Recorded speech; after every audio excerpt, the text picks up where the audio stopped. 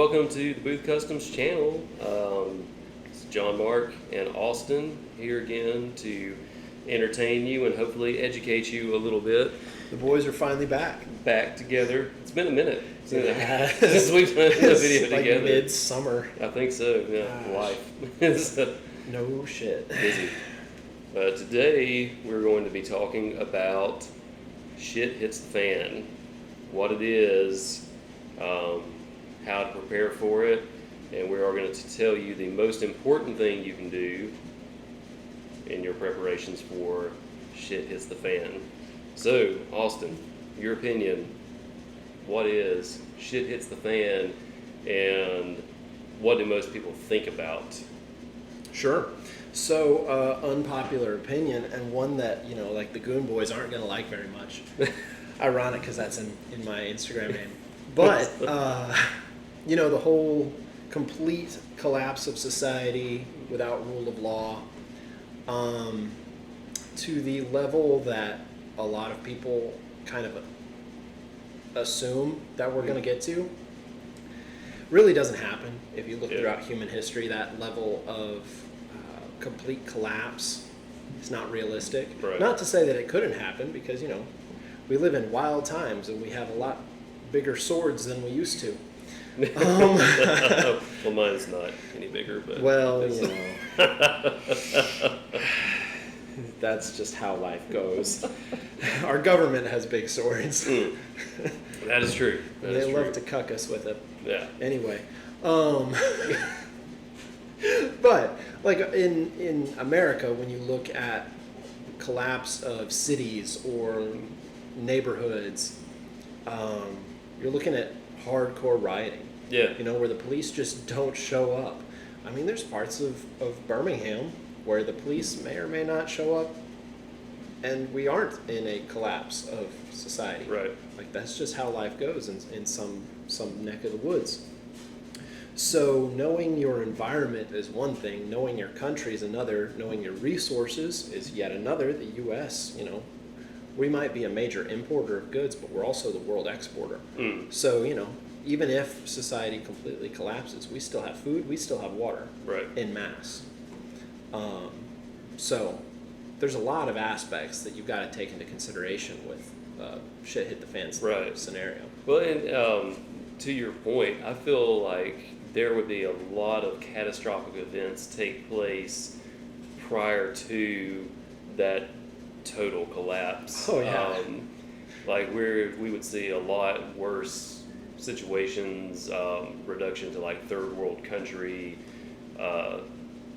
type scenario before there was actually like a total cessation of the rule of law, or there was an EMP blast or something like that. I mean, an EMP blast would get us pretty damn close. That would get us pretty damn close. But I mean, I feel like that's like, that's way out there on the chain of events. Right. Is my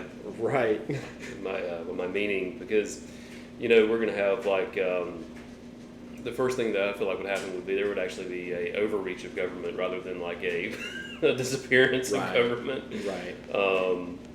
And we're going to have, as you say, resources about. It's just going to be a matter of scarcity and so on and so forth. But it's not going to be The Walking Dead, where you're this barren wasteland. Book of Eli. The Book of Eli kind of stuff. Fantastic movie. Great movies. Road Warrior.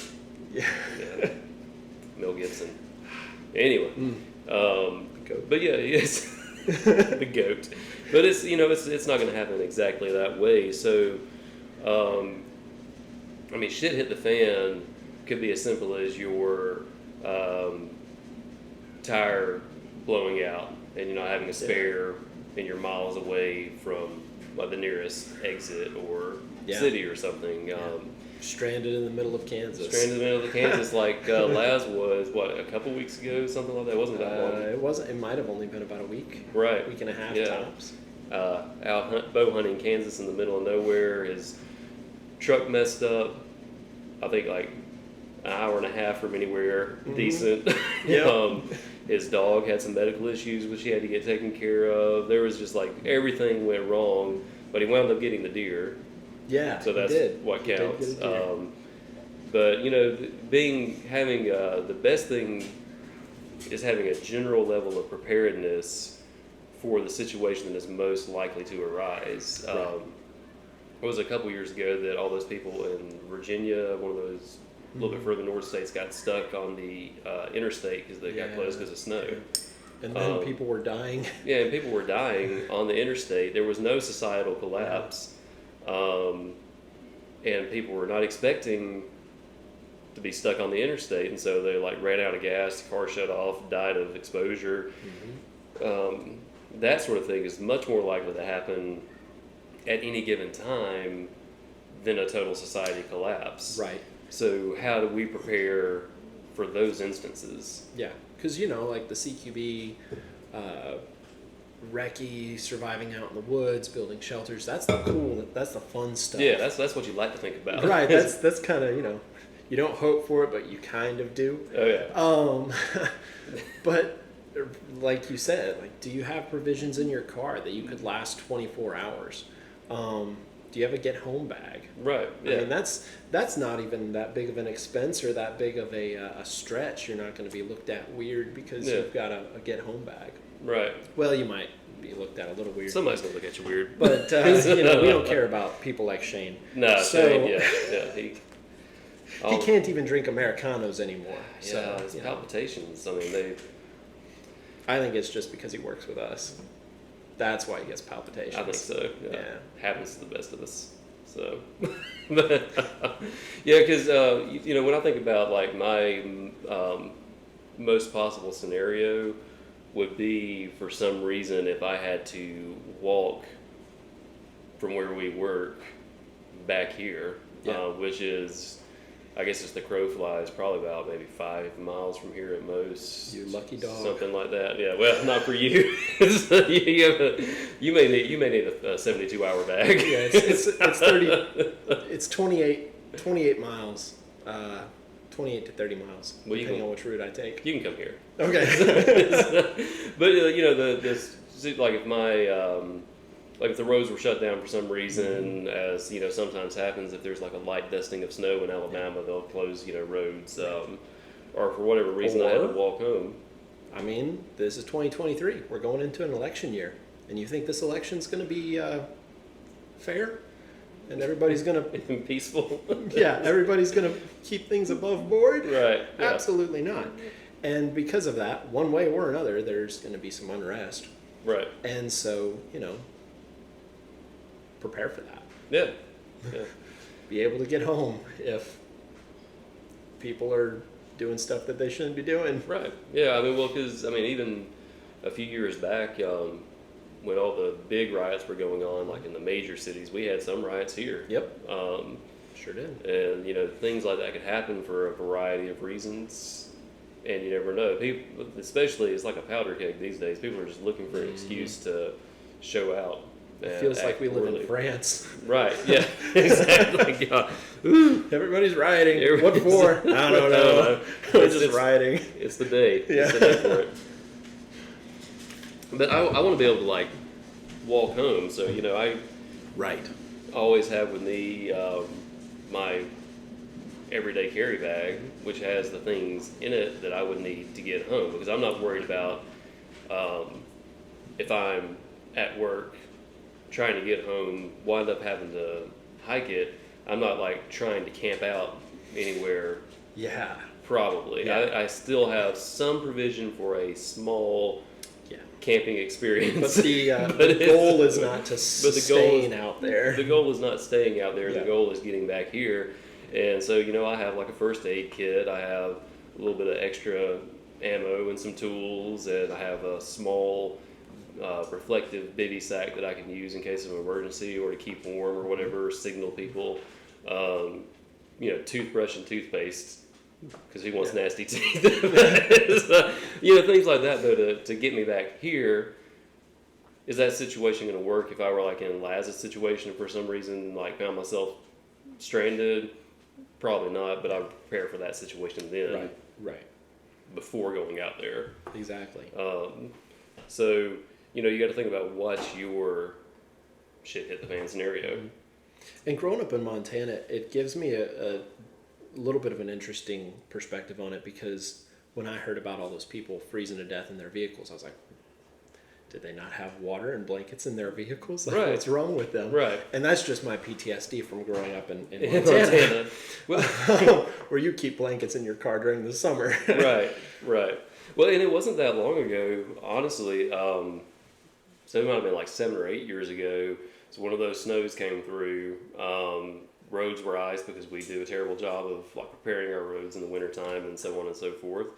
I was headed home. I worked at Brookwood then. I was headed home from work, and 2 semi-trucks couldn't make it up the last hill to the exit because of the ice, and so they just stopped in the middle, like both lanes of the interstate shut down, and I was like in between exits. Now I knew that like by morning time, being in Alabama, ice would melt and it'd be passable again. But I had with me blankets, I had plenty of water, Yeah. everything I needed to like sleep in the truck for the night, and I was fine. But you know, something like that could happen even here. It could. So always be prepared for that scenario. It's not, we like to romanticize, you know, disaster strikes, especially like me. I grew up reading Louis L'Amour, and my favorite book series were the Sackets, but the early ones when they were like, you know, 1700s, striking out into the mountains, you know, living Yeah. off the land, fighting bad guys and, you know, Indians that weren't friendly and stuff, and it's like, yeah, but we're a long way from that. And it, like you pointed out earlier, it takes a lot of steps to return to that, because the exception is invasion. I mean, you look at Ukraine or Palestine, they are at that level of survival. Right. Shit hit the fan, but they were invaded. If Canada invades us, first of all, I'd laugh. Sorry, Canadians. We're going to take over your land, you know. Sorry, did it. So, you know, like when you have a foreign power that borders you that actually poses a threat, then maybe you should prepare for a little bit harsher shit hit the fans scenario. But we have Mexico and Canada, and a sea invasion rarely goes well for anyone. So, you know. The most classic blunders known to man. Remember Gallipoli. But anyway, you know, those, so for the U.S., that kind of rapid collapse is very unlikely. Right. So, you know, prepare for that too, because life is crazy and we don't know where things are going to go. Right. But, yeah. Well, have your stuff to get home. Have your stuff to sustain yourself for what's likely to be your situation you come up against. And then a step past it. Right. And, you know, and that's the thing. Neither one of us, and I'm going to speak for you on this, are saying don't prepare for the all hell breaks loose scenario. Because obviously, this is mostly the Goon Prepper's kit right here. So we're going to have him talk more about that in a different video. But yes, prepare for that, but don't like go out and like kit yourself out in a plate carrier with all the phantom leaf. Hey, I'm sorry. Get yourself out in like, you know, the plate carrier and all the high speed gear whenever you're not even physically or generally prepared enough to get home from 5 miles away, it should the need arise. Right. Well, do you have food at the house? Do you have water that isn't from the tap? Do you have a water source that you know about that's close to your house? Like, all these things are things that, you know, you need to have at least in the back of your mind. Right. Like, preparedness is a spectrum, and to focus just on the, you know, door kicker side of things, or, you know, the mountains are calling and I must answer kind of things. That's cool, that's awesome, but your home's your castle, and so you want stuff to get you home. And you also want stuff at home so that when you're there, you're not just going to die in your house. Right. Well, and home is a known quantity. Yeah. Like, yeah, you could, strike out and build a shelter and just live off the land, but you have at home shelter, right? You know the area. You're not exploring a new area. So find out, the things that you can do to sustain yourself at home. You're going to have to be able to cook food at home. So do you have the ability to build a fire in your yard if necessary? Most everybody has a grill, so that's great. But not everybody. Like, what do you have? Do you have a means to collect rainwater, perhaps? Purify water if you don't have a means to collect rainwater, because there's a stream that's like right down the hill, like across the street from the house.